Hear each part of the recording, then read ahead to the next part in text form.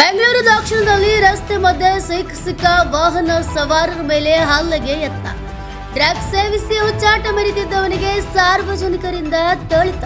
ಹೌದು, ಪಾದಚಾರಿಗಳ ಮೇಲೆ ಮಣ್ಣೆರಚಿ ಹುಚ್ಚಾಟ ನಡೆಸುತ್ತಿದ್ದ ವ್ಯಕ್ತಿಯನ್ನ ಸಾರ್ವಜನಿಕರು ಹಿಡಿದು ಥಳಿಸಿ ಪೊಲೀಸರಿಗೆ ಒಪ್ಪಿಸಿರುವ ಘಟನೆ ನಡೆದಿದೆ.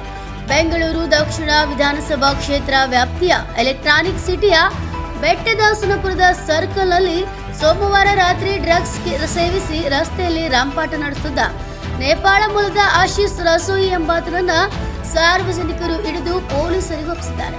ಗಾಯಗೊಂಡಿದ್ದ ಆತನನ್ನ ಪೊಲೀಸರು ಹತ್ತಿರದ ಸಾಹಿ ಮಲ್ಟಿ ಸ್ಪೆಷಾಲಿಟಿ ಆಸ್ಪತ್ರೆಗೆ ಸೇರಿಸಿದ್ದಾರೆ. ಡ್ರಗ್ಸ್ ಮತ್ತಿನಲ್ಲಿದ್ದ ಆತ ಆಸ್ಪತ್ರೆಯ ವೈದ್ಯ ಹಾಗೂ ನರ್ಸ್ಗಳ ಮೇಲೆ ಸಹ ಹಲ್ಲೆ ನಡೆಸಿದ್ದಾನೆ. ನಾಗೇಂದ್ರಪ್ಪ ಭುಜಕ್ಕೆ ಹಾಗೂ ತುಟಿಗೆ ಕಚ್ಚಿ ಗಾಯಗೊಳಿಸಿದ್ದಾನೆ. ಅಲ್ಲದೆ ಕತ್ತರಿ ಹಿಡಿದು ಹಲ್ಲೆಗೆ ಮುಂದಾದ ವೇಳೆ ಆಸ್ಪತ್ರೆಯ ಸಿಬ್ಬಂದಿ ಹಿಡಿದುಕೊಂಡು ಅನಾಹುತವನ್ನು ತಪ್ಪಿಸಿದ್ದಾರೆ. ಸದ್ಯ ವ್ಯಸನಿಗೆ ಚಿಕಿತ್ಸೆ ಮುಂದುವರಿಸಲಾಗಿದ್ದು ಈತ ಮಾನಸಿಕ ಅಸ್ವಸ್ಥನಲ್ಲ ಎಂದು ಹಲ್ಲೆಗೊಳಗಾದ ವೈದ್ಯ ನಾಗೇಂದ್ರಪ್ಪ ತಿಳಿಸಿದ್ದಾರೆ. ಮಾದಕ ವಸ್ತು ಸೇವನೆ ಮಾಡಿ ರಂಪಾಟ ನಡೆಸುತ್ತಿರುವವರ ಮೇಲೆ ಕಠಿಣ ಕ್ರಮ ಕೈಗೊಳ್ಳಬೇಕೆಂದು ಸಾರ್ವಜನಿಕರು ಆಕ್ರೋಶ ವ್ಯಕ್ತಪಡಿಸಿದ್ದಾರೆ.